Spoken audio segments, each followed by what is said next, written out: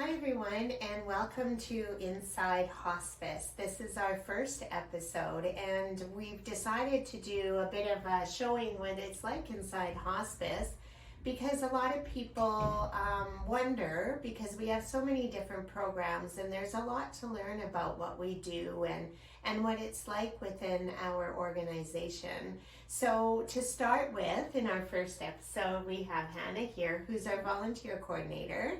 And Hannah, maybe you can tell us to start, just about the program. What is it like to be a volunteer here at Hospice? Yeah, of course. So Hospice has a very robust volunteer program.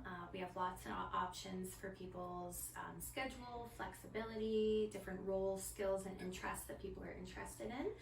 And a lot of volunteers support most of our programs and services here at Hospice, and especially our events throughout the year as well. So we really rely on volunteers, and they're so wonderful to be a part of our organization. Very vital to us. Yeah, and very.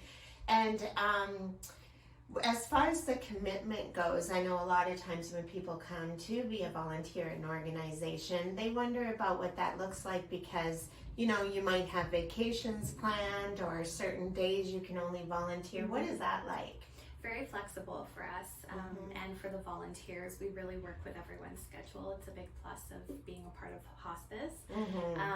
We can base it on client needs, which can be very flexible. It's based on events throughout the year, which of course is normally 1 or 2 days a month. And we really go with what the volunteers can provide to us. That's awesome. Yeah, it has to work for their schedule because they're donating their time. Yeah, and you did mention there's different volunteer opportunities, so events, supporting people at end of life, supporting people that are grieving, facilitating groups, things like that. Definitely. So there must be like a fair amount of training. Can you tell us about the training and the support that volunteers get? Yeah, any of our direct volunteers have to go through the same type of training. So we provide to volunteers 3 days of intensive training. Lead clinical counselor Leslie is involved in that, and we provide all the skills that are needed to go into those situations where you might be with people at end of life or grieving, or in a group with people too, facilitating. And we make sure that everyone is well supported throughout that and through the training and their whole journey with Hospice. There's lots of resources for everyone. Well, it's great when you have the lead clinical counselor that you can call at any time for support if you run into anything that might feel uncomfortable or you're not too sure what to do, that sort of thing. So that's really great support. And so what is in it for, I guess as a volunteer myself, I want to know, how is it going to impact me? What is in it for me, really, and how it's going to enhance my life? Yeah, so feedback that we get from pretty much all of our direct volunteers is that being invited into someone's final moments, end of life, or a family's journey through end of life with a loved one is something that no one can replace. It's very special, it's very meaningful, and everyone says it's a complete honor to be involved in it. And it's something that is very fulfilling for people. All of our volunteers absolutely love being with people in those moments and being a support and holding space for them in that time and giving something that maybe a family member can't. So having that is just such an uplifting feeling, and that's a big part of our volunteers' feedback from what they do. Well, that just sounds beautiful, especially if you're comfortable with end of life, death and dying, and that's what we do here. Even events, that's a different kind of volunteering where people can just have a lot of fun and get to know each other, get to know new people. Yeah, lots of team building. There's lots of working together at events, supporting Hospice, supporting the people at events. We have some very self-care focused events, and it's so magical to be a part of that and beautiful to see how something like a fundraiser can really impact the people who are attending just because it's part of Hospice and what we do. Yeah, fun.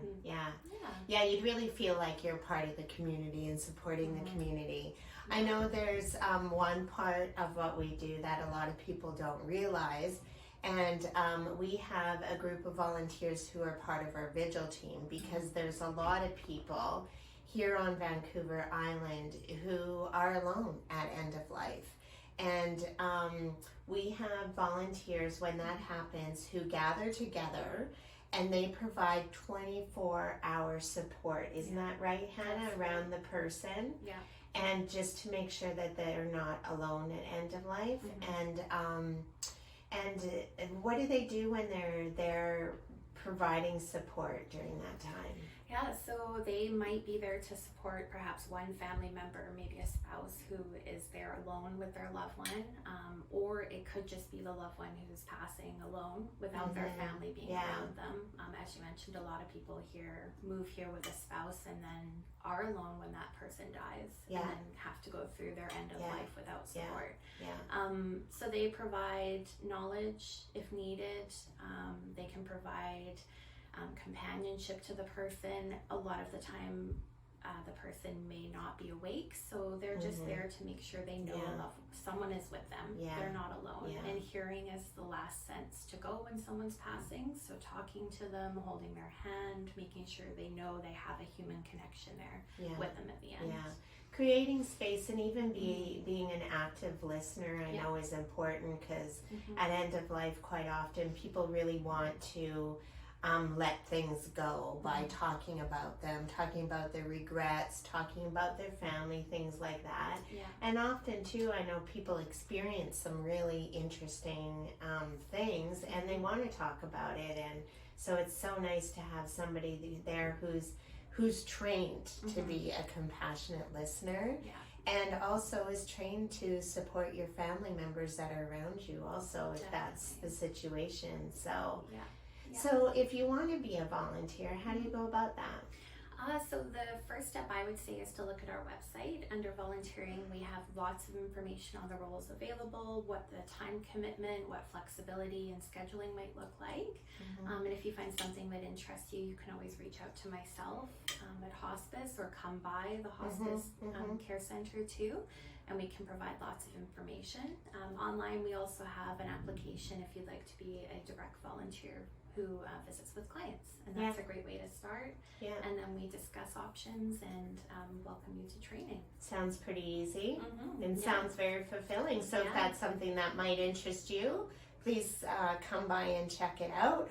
Or if you just want to learn more about hospice, we always love to have visitors come in and check us out and say hi.